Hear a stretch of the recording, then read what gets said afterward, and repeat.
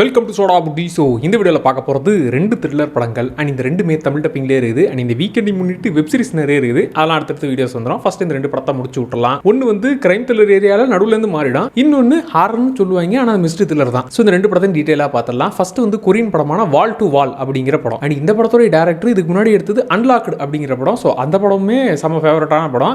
Okay, அந்த மனுஷனோட படமாங்கிற ஒரு எக்ஸ்பெக்டேஷன் இருந்துச்சு. வெறும் சவுண்டை வச்சே இவங்க டார்ச்சர்லாம் கொடுப்பாங்க, அது இல்லாமல் பல விஷயங்கள் இந்த படத்தின் மூலமாக பேசுவாங்க. சரி, இந்த படத்தோட கதை என்னன்னா, சொந்த வீடு வாங்கணுங்கிறது ரொம்ப பெரிய கனவு. அந்த விஷயத்தை ஹீரோ ஒரு வழியா அடைஞ்சிட்டாரு. அவங்க கம்பெனியில் இருக்கவங்கள, டேய் நீ ரொம்ப ஏழை நினைச்சேன், சொந்த வீடுலாம் வாங்கிட்டியா, அவ்வளோ காசு இருக்கான்னும் போது மனுஷன் சொந்த வீடு மட்டும்தான் வாங்கிட்டாரு. அங்கே சின்னதாக டியூப்லைட் கூட போட்டு ஐயோ கரண்ட் பில் கட்டுறதுக்குலாம் காசு இல்லைன்ற மாதிரி வீடு மட்டும்தான் வாங்கியிருக்காரு. மற்றபடி எல்லாமே லோன் கட்டிக்கிட்டு இருக்கிறது, வர்ற காசு பத்தாம இன்னும் ஏதாச்சும் வேலைக்கு போயிட்டு காசு வச்சு ஏதாச்சும் பண்ணலாமா இப்படிங்கிற அளவுக்கு கடனாளியாக இருக்கிறாரு. ஆல்ரெடி கடன் பிரச்சனையில் இருக்கும்போது அவர் வீட்டில் தூங்கினார்னா டொக்கு டொக்கு டொக்கு டொக்குன்னு மேலேருந்து சவுண்டு வந்துகிட்டே இருக்குது. இந்த மனுஷனும் மேலே போய் பார்க்குறாரு, அதுக்கு மேல் ஃப்ளோரில் போய் பார்க்குறாரு. எல்லா ஃப்ளோர்லையும் யார் தாண்டா சத்தம் போடுறீங்க, என்ன தூங்க விடுங்கடா, ஆல்ரெடி பிரச்சனை இருக்கண்டான்ற மாதிரியே இந்த சத்தத்தினால இவருக்கு என்னெல்லாம் பிரச்சனை வந்தது, ஆல்ரெடி இவருக்கு இருக்கிற கடன் பிரச்சனை என்ன, இதெல்லாம் என்ன ஆச்சுங்கிறது தான் மொத்த படமும். என்னடா கடன் பிரச்சனை, இந்த சத்தத்தினால வர பிரச்சனையை வச்சு சோகமாக கொண்டு போவாங்களான்னா அதுக்கப்புறம் தான் கிரைம் த்ரில்லராகவே கூட்டு போவாங்க. இதில் ஹீரோவோட நிலைமைங்கிறது மனுஷன் எப்படியாச்சும் காசு கிடைச்சா போறோம்னு ஃப்ரெண்டு கொடுத்த ஐடியாவில் ஒரு விஷயத்தை பண்ணுவார். அந்த இடத்தெல்லாம் டென்ஷன் அப்படியே பில்ட் பண்ணுவானுங்க. டே டே டே டே செத்துட்டு போறா டென்ஷன்ல அப்படிங்கிற அளவுக்கு மனுஷன் ஒரு போலீஸ் ஸ்டேஷன்ல ஒரு சீன் வரும். ஆனா சைக்கோ பைபிள்ன்ற மாதிரி தான் ஃபீல் ஆகும். இந்த கொரியன் படம் ஸ்லீப்பிங்கிற ஒரு படம் பார்த்துருக்கீங்களா, அதில் ஹீரோ வந்து வினோதமாக நடந்துப்பாரு. லைட்டாக அந்த ஃபீல் தான் பாதி படம் வரைக்கும் ஃபீல் ஆச்சு. ஒரு 3/4 மணி நேரம் வரைக்கும் என்ன எதுவும் பெருசாக சொல்ல மாட்டீங்களே, சத்தம் அதை வச்சு சொல்கிறீங்க, அதுக்கப்புறம் மொத்தமாக என்னடா காட்ட போறீங்கன்னு போது தான் அதுக்கப்புறம் பல விஷயங்களை ரிவீல் பண்ணுவாங்க. பல விஷயங்கள் அதுக்கப்புறம் தான் டெரிஃபிக்காக கொண்டு போவாங்க. அதுக்கப்புறம் செம்மையாக இருந்துச்சு. இதில் கிட்டத்தட்ட ஓவராக டீட்டெயில்ஸை போட்டு குழப்பற மாதிரி ஃபீல் வரும். ஆனால் நீங்கள் ஸ்டார்டிங்லேயே ஹீரோவோடைய நிலைமை என்ன, அவர் காசுக்காக என்ன வேணாலும் செய்வார், டே காசு வேணும்டான்னு சொல்லி பைத்தியமாக சுற்றிக்கிட்டு இருப்பார். ஸோ செகண்ட் ஹாஃபில் என்ன ஓவராக டீட்டெயில்ஸை போட்டு குழப்பறாங்கன்னு தோணலாம். பட் ஸ்டார்டிங்கில் ஹீரோட கேரக்டர் நல்லா புரிஞ்சுக்கிட்டிங்கன்னா அந்த விஷயம் உங்களுக்கு குழப்பற மாதிரி தோணாது.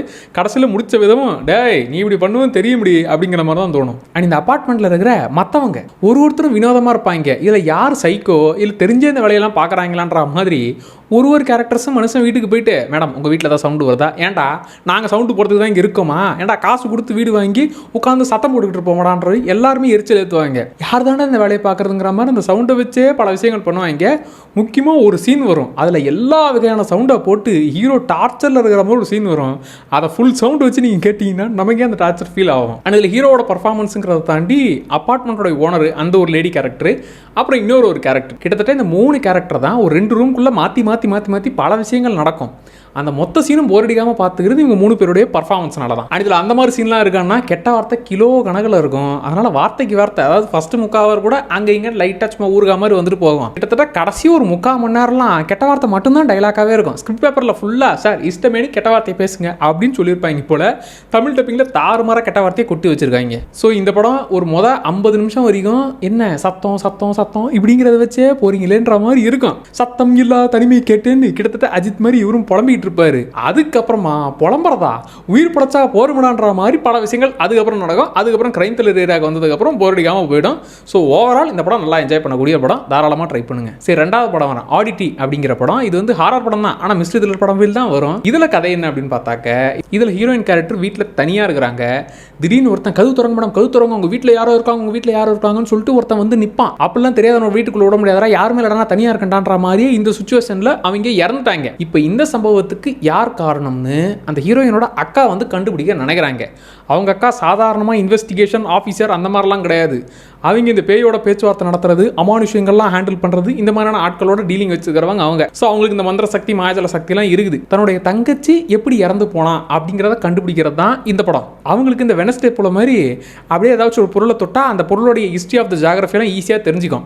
ஸோ அப்படி இந்த வீட்டுக்கு வந்து அவளுக்கு என்னதான் நடந்துச்சுன்னு தெரிஞ்சுக்கிறது தான் மொத்த படமும். இது ரொம்ப சிம்பிளான படம், ரொம்ப ஸ்லோவாக போகக்கூடிய படம். ஆனால் அந்த ஸ்லோவோடு நீங்கள் பொறுமையாக ஃபஸ்ட்டு ஒரு 1/2 மணி நேரம்லாம் என்ன சும்மா உட்காந்துக்கிட்டே இருக்காங்க, 10 நிமிஷத்துக்கு ஒரு தடவை தோணுச்சுன்னு டைலாக் பேசுகிறாங்க, அமைதியாகவே இருக்காங்களேன்னு தான் ஃபீல் ஆகும். அதுக்கப்புறமா கொஞ்சம் கொஞ்சமாக அந்த இடத்தோட நீங்களும் கனெக்ட் ஆகிடுவீங்க.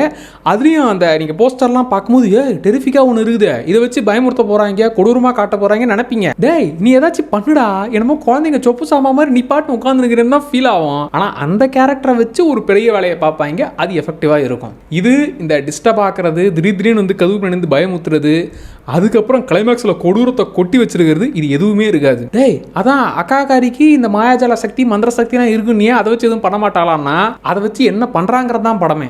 அக்காக்காரிக்கு கண்ணு வேற தெரியாதா, இருந்தாலும் அவங்கள பார்த்தாலே ஒரு டெரர் ஃபீல் வரும். ஸோ அவங்க பண்ணுற விஷயங்கள்ன்ற மாதிரி அவங்க இந்த சுச்சுவேஷனை ஹேண்டில் பண்ணுறது இந்த வீட்டுக்குள்ளே வந்ததுக்கப்புறம் அமைதியாகவே தான் இருப்பாங்க. ஆனால் கொஞ்சம் கொஞ்சமாக அவங்க ஏதோ ஒன்று பண்ண போகிறாங்கப்பா, ஏதோ ஒன்று இருக்க போகுதுப்பாங்கிற அந்த ஒரு டென்ஷன் நமக்குள்ள ஃபீல் ஆகும். அண்ட் இதில் நடித்த எல்லாருடைய பர்ஃபார்மன்ஸ், முக்கியமாக ஒரு கேரக்டர், அந்த கேரக்டர்லாம் அந்த ட்விஸ்ட்லாம் ஈஸியாக கண்டுபிடிச்சிருவீங்க. ட்விஸ்ட்டு பெரிய ஆஹா அப்படிங்கிற மாதிரியான ட்விஸ்ட் இல்லை, ஆனால் அந்த ட்விஸ்ட்டை கேரி பண்ணுற அளவுக்கு அந்த கேரக்டர் என்ன இப்போ இப்படி தான் நடந்து போச்சு, அதுக்கு என்ன பண்ண சொல்கிற இப்படிங்கிற மாதிரி தான் அந்த கேரக்டரை பிஹேவ் பண்ணுமா, டெரிஃபிக்காக பண்ணியிருப்பா அப்படி. அண்ட் இந்த படம் முழுக்க பேய் இருக்கா இல்லையா, நம்பலாமா நம்பக்கூடாதா, காட்டுவீங்களா மாட்டீங்களா, பயமுறுத்துவீங்களா மாட்டீங்களா இப்படிங்கிற ஃபீல்லையே ஆன் அண்ட் ஆஃபாக வச்சுப்பாங்க.